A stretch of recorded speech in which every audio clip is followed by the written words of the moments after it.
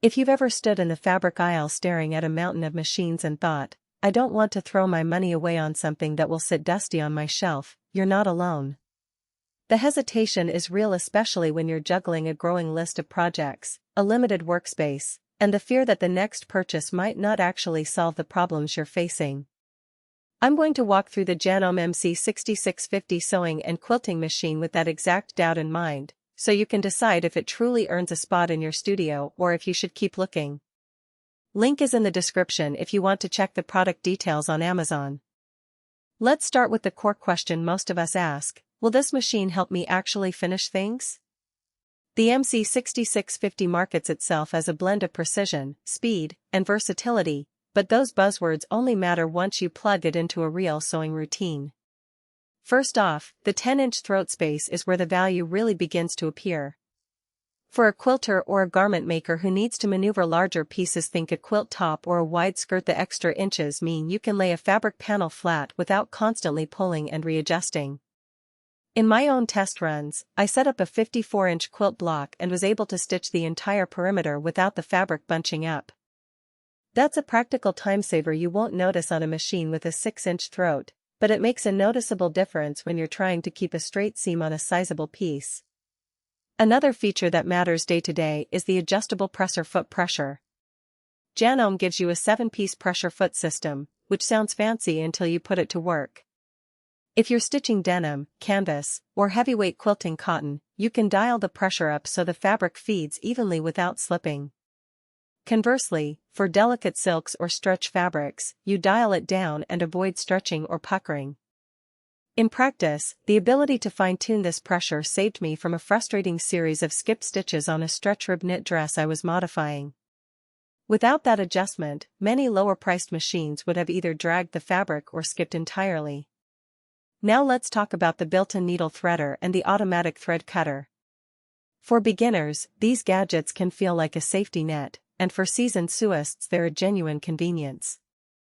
I've spent countless minutes fumbling with a needle threader on older machines.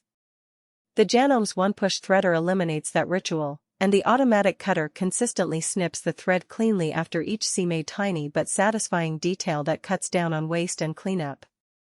It's not a life-changing innovation, but it reduces the micro-frustrations that add up over a week of stitching. The MC6650 also touts high-end features like an embroidered lettering function, multiple stitch patterns, and speed settings up to 850 stitches per minute. In real-world use, the speed is something you'll notice only when you step into the fast sewing mode for straight seams on cotton or polyester. When I cranked it up for a straight-line quilting seam, the machine kept a smooth rhythm without the motor stuttering, a sign that the internal mechanics can handle sustained high speeds. However, when you move into decorative stitches or intricate embroidery, the speed automatically drops to preserve stitch quality, which is exactly what you want. The point is, you get the best of both worlds: speed when you need it, precision when you need precision. Who should buy this machine? If you already have a basic sewing setup and are looking to level up into quilting, or if you have a small home studio and need a machine that can handle both lightweight garments and heavyweight quilt tops, the MC6650 fits the bill. Its versatility across fabric types, combined with the extra throat space, makes it a solid middle ground for hobbyists who have outgrown entry-level machines but aren't ready to invest in a full-size industrial unit. It also appeals to the unamaquindoesidal crowd, people who want to avoid buying separate quilting frames or specialty foot attachments because the machine already includes a comprehensive set of accessories. On the flip side, if you're a pure garment maker who never plans to quilt, or you exclusively work with very fine, lightweight fabrics and need ultra-precise needle control, you might find the MC6650 a bit overkill. The larger footprint means you'll need a bit more bench space, and the myriad of built-in stitches could feel overwhelming if you never use them.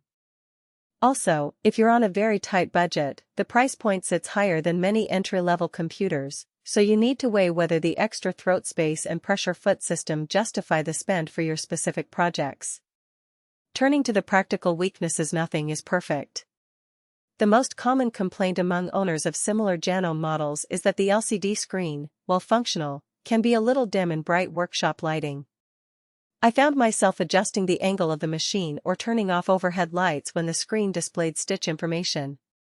It doesn't render the machine unusable, but it does add a tiny adjustment step that you won't find on machines with backlit displays.